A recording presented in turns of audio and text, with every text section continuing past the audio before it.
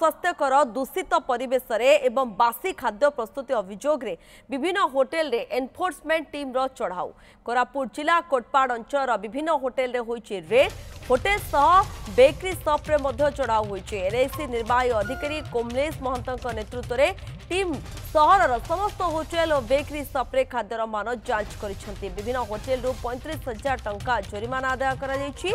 सेपरि कोटपाड़ सहर को पॉलिथिन मुक्त सहर करबा पाई मध्य एनआईसी अंटा भिड़िछे।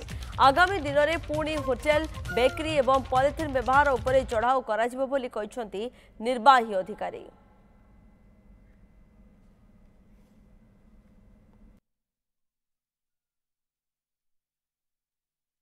आमर एनफोर्समेंट टीम रो काम होउची वर्तमान जो आमे पॉलिथिन बैन करिछु सेटा को स्ट्रिक्टली एनफोर्स करिवा ता सहित जो माने एनक्रोचमेंट करिकि रखिचंती सेमानंकु मध्य आमर एनफोर्समेंट टीम जाइकी फाइन करिवो एवं विभिन्न प्रकार जगार जो अनऑथराइज्ड वेंडर माने अछंती सेमाने मध्य से जगारु हटि जिवा दरकार नहले तांकु मध्य आमर एनफोर्समेंट टीम फाइन करिवो।